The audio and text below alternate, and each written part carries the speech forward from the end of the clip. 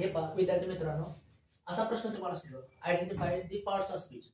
अधोरेखित केलेल्या शब्दांचा पार्ट ऑफ स्पीच ओळखा, म्हणजे शब्दांची जाती. आता हा प्रश्न जरा थोडासा वेगळा आहे. Sometimes you may be shocked and surprised, sometimes students are taken aback. असा प्रश्न पाहिल्यानंतर विद्यार्थी बऱ्याच वेळा गोंधळतात किंवा अश्रूचित होत असतात. कारण मागच्या सेटला आपण जे प्रश्न पाहिले ते वेगवेगळे होते. नाउनचा वेगळा होता, अंडरलाईन केलेला शब्द एकदा प्रोनाउन होता, एकदा ॲडजेक्टिव्ह होता, शब्द वेगळे होते. आता या वाक्यामध्ये काय तुम्हाला काय पाहायला मिळते? एकच शब्द आलाय. पहिल्या वाक्यामध्ये राईट द रॉंग, दुसऱ्या वाक्यात we have a right to vote, तिसरं सेंटेन्स आहे he took a right decision, fourth sentence आहे he answered right, fifth sentence आहे राईट वेल्डर. सगळ्या वाक्यामध्ये शब्द एकच आलाय, पण त्यांचा वेगवेगळा पार्ट ऑफ स्पीच, म्हणजे these words perform different parts of speech. हे शब्द वेगवेगळे पार्ट ऑफ स्पीच आपल्याला सांगत असतात. आता मला सांगा, पहिला शब्द काय सांगते? राईट द रॉंग, म्हणजे रॉंग जे चुकीचं आहे ते बरोबर करा. जसं म्हणतो close the window, open the door, or stop the car. Imperative sentence, and you know that imperative sentence begins with the word do not go there or give me your pen. म्हणजे या ठिकाणी अज्ञात वाक्य असते की जिथे सुरुवात क्रियापदाने होते. मग या ठिकाणी राईट शब्द काय म्हणून आले हो? या वाक्यामध्ये वर म्हणून आले. राईट द रॉंग, जे चुकीचं आहे ते बरोबर करा, राईट. आता सेकंड वाक्य आहे we have a right to vote, आपल्याला मतदान करण्याचा अधिकार आहे. अ राईट म्हटले तर a right, A a right. मग राईट शब्द ह्यामध्ये काय येईल? आपल्याला काय अधिकार आहे? काय, ज्याचं उत्तर बऱ्याच वेळा काय नाही वगैरे, ते काय असतं? नाउन असतं. We have a right to vote. What do we have? We have right to vote. He took a right decision, त्याने डिसिजन घेतला, पण कसला घेतला? डिसिजन हे नाउन आहे, आणि राईट डिसिजन घेतला. डिसिजन हे नाउन आहे, तुम्हाला माहित आहे हे नाउन आहे, पण राईट काय हे नाउन बद्दल माहित सांगते ॲडजेक्टिव्ह. म्हणजे या ठिकाणी राईट हा शब्द परत काय वाक्यामध्ये ॲडजेक्टिव्ह आलेला आहे. He answered right. आता हाऊ डिड ही आन्सर? आता हा राईट हा शब्द कोणाबद्दल माहिती देतोय? ही बदल देतोय का?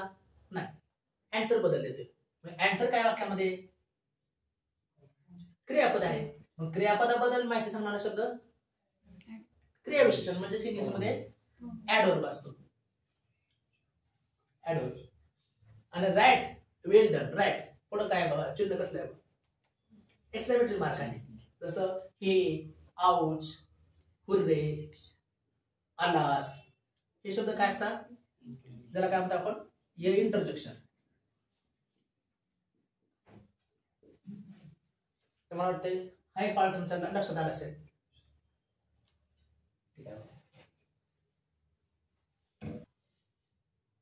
बघा विद्यार्थी मित्रांनो, इकडं तुम्हाला प्रश्न परीक्षेमध्ये आलेला असतो नेहमी, identify the part of speech. परीक्षेमध्ये आलेला प्रश्न कसा ओळखायचा? स्टील वॉटर सरळ डीप. आता या ठिकाणी पहा, स्टील या शब्दाला अंडरलाईन केलेले आहे. स्टील वॉटर सरळ डीप एक प्रकारचे प्रोवर्ब आहे इंग्लिशमध्ये, ज्याचा अर्थ असतो की खोल पाणी शांत वाहतं, किंवा शांत वाहणारे पाणी खोल असतं. म्हणतो ना आपण शांत वाहणारे पाणी खोल असतं. आणि त्याच्या अपोजिट इंग्लिशमध्ये प्रोवर्ब आहे, जे तुम्हाला सगळ्यांना माहित असेल. पहा इथे नेऊन दिसणार नाही, इथे लिहू का खाली? जे ह्याचा अपोजिट प्रोवर्ब आहे इंग्लिशमध्ये, त्यास आहे पहा, shallow water makes much noise. अशी म्हण आहे, shallow water makes much noise. किंवा अशी प्रोवर्ब आहे, empty vessels make the most sound.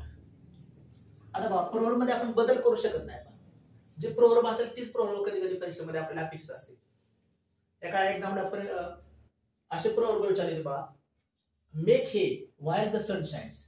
एक म्हण आहे, प्रोवर्ब आहे बघा, मेक हे व्हाईल